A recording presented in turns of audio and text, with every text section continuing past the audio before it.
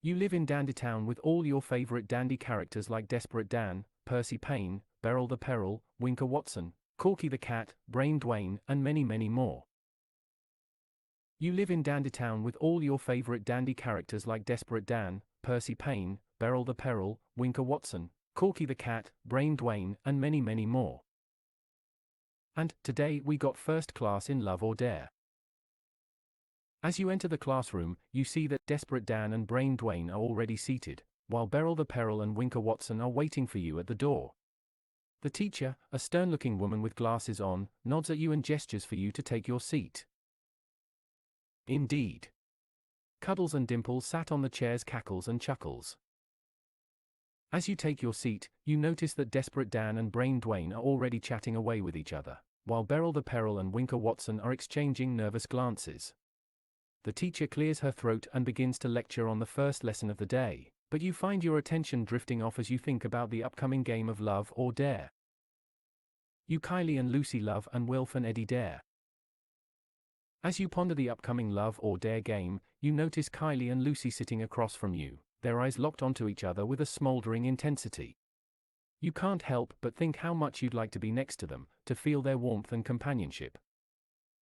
You settle down, class. Anger teacher. You quickly settle down to focus on the lesson, but your mind keeps drifting back to Kylie and Lucy. You can feel your cheeks flush as you try to keep your attention on the teacher's lecture. Eventually, you give up and let your mind wander, but the memory of Kylie and Lucy's eyes still lingers in your mind. You say, "What did you think, Lucy?" As you turn to Lucy, you notice her cheeks turn bright red and she looks away, avoiding eye contact. "I don't know," she mumbles, her voice barely above a whisper. You can tell that she's feeling just as conflicted as you are, but you can't help but wonder what's going on between her and Kylie. We can't stare by mindless chance. Think Kylie. You decide to try and steer the conversation away from your own romantic interests and focus on the task at hand. "We can't just let our chance encounters influence us," you say, trying to sound confident. "We need to think about the consequences and figure out what's best for us." Excuse me, Kylie and Lucy?" Teacher grumpy. You interrupt the teacher mid-sentence, noticing that she's getting grumpy. "Excuse me, Kylie and Lucy?" you ask, trying to get their attention. They both turn to face you, their eyes meeting yours. "Yes?" Kylie asks softly, her tone laced with a hint of vulnerability.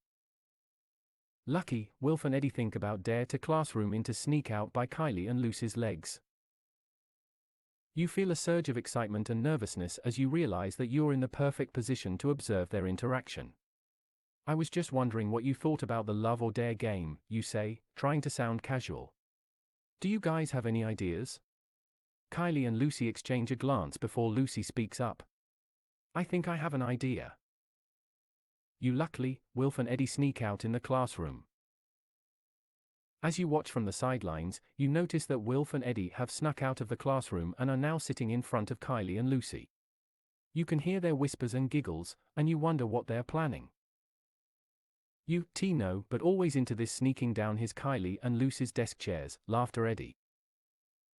As you try to eavesdrop on Wilf and Eddie's conversation, you hear them erupt into laughter. "I just can't help it," Eddie says, shaking his head in disbelief. "I always get into trouble when I sneak around like this." You can't help but chuckle along with them, feeling a bit embarrassed for your own behavior. You say, "Gotcha." You try to hide your embarrassment as you see Wilf and Eddie give each other a high five. "Gotcha," they both exclaim, laughing once again. You feel a pang of guilt for your own behavior, but you push it aside and focus on the task at hand. Later that evening. The kids ran back to the door and out of all. Later that evening, the students have finished their homework and are now gathered around the classroom. You see Kylie and Lucy sitting at their desks, both of them looking relaxed and happy. You can't help but think about how lucky you are to have them as friends. Lucy say, "What did how anyway you want to go?" As you turn to Lucy, you notice that she's looking at you with a mischievous glint in her eye. "What did you want to do?" she asks, tilting her head slightly. You can tell that she's trying to hide a secret, but you're not sure what it is. You say, "Get out of here, Desperate Dan, anger teacher." You feel a surge of anger and frustration as you hear the teacher's voice booming through the classroom. "I demand to know what's going on," she demands, her tone escalating. You can see that she's already on edge, but you refuse to give in to her wrath. "I'm not talking," you say firmly, standing up to face her. You say, "Oh, shucks." You try to play it cool and nonchalant, but inside you're boiling with anger. "Oh, shucky," you say, rolling your eyes. The teacher glares at you, clearly not amused. "I'm sorry, Mr. Dan," she says, her tone still tense. "But I expect better from you." You say, "Winky gets you outer away." You try to defuse the situation by referring to Winky, the teacher's pet student. "Winky always gets you outer away," you say with a smirk, hoping to lighten the mood. The teacher looks at you skeptically, but you can tell that you've made a dent in her anger. "Good to know." You he both said. You can't help but chuckle as you realize that you've successfully diffused the situation. He, you say, feeling relieved and a bit proud of yourself. The teacher looks at you with a hint of gratitude, and you can see that she's starting to relax a bit. "All right, let's get back to work." You, Wilf and Eddie play the spins the bottle, making the symbol trial of love or dare. As you all settle back into your seats, Wilf and Eddie begin to play the spins the bottle game. The bottle finally stops spinning and points to Kylie, who looks excitedly at her friend. You can see that she's trying to come up with a dare, but she's struggling to think of something creative. You say, "Peast. Someone's coming." You try to get Lucy's attention, hoping to distract her from the game. "Peast. Someone's coming," you whisper loudly, pointing in the direction of the classroom door. She turns to look, and you can see the worry etched on her face. "What's going on?" she asks, her voice slightly panicked. You, Eddie and Wilf, sat down to game with Kylie and Lucy. You try to act casual as you and Wilf and Eddie sit down with Kylie and Lucy. "Nothing much," you say, shrugging your shoulders. "Just some harmless fun."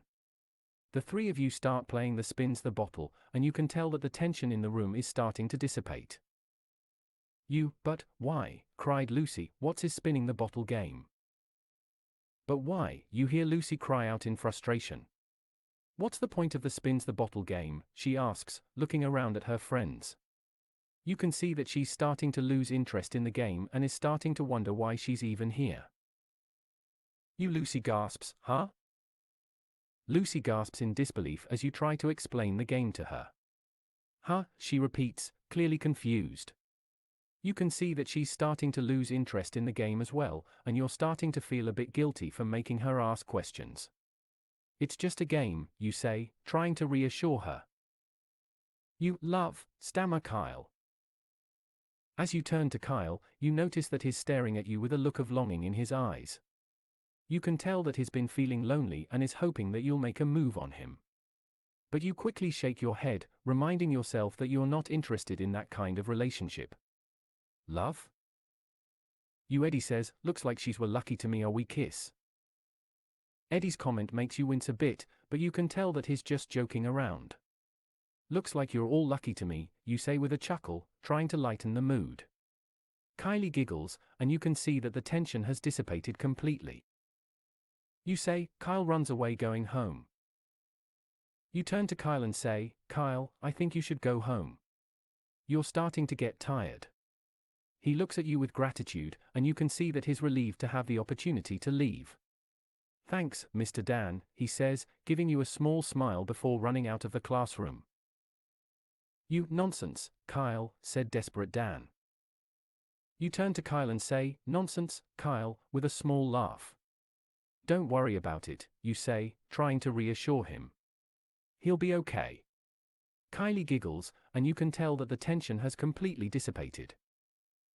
You, "Go away, Kyle," stamps this angrily. You turn to Kyle and say, "Go away, Kyle," with a stern tone. "You're not worth it." Kyle looks at you with a mix of confusion and hurt, but you can tell that he's trying to move on.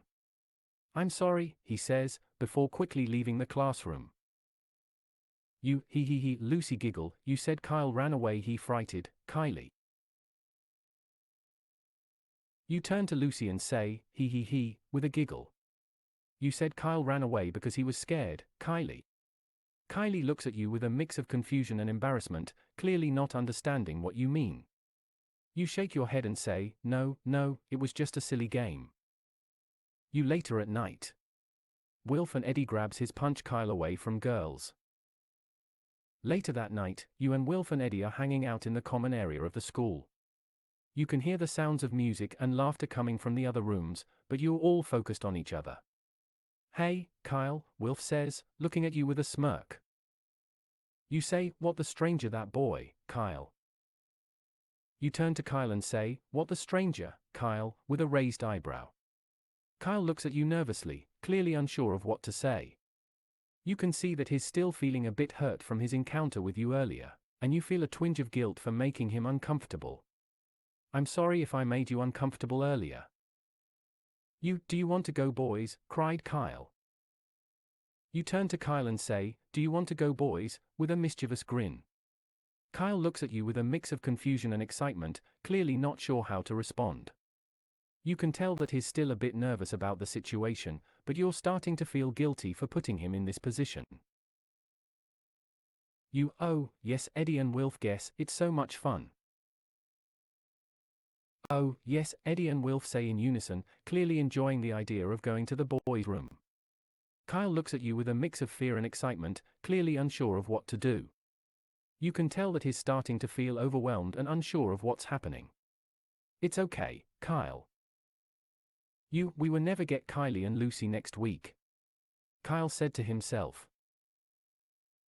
You turn to Kyle and say, we weren't getting Kylie and Lucy next week. Kyle looks at you with relief, clearly relieved that the situation isn't escalating.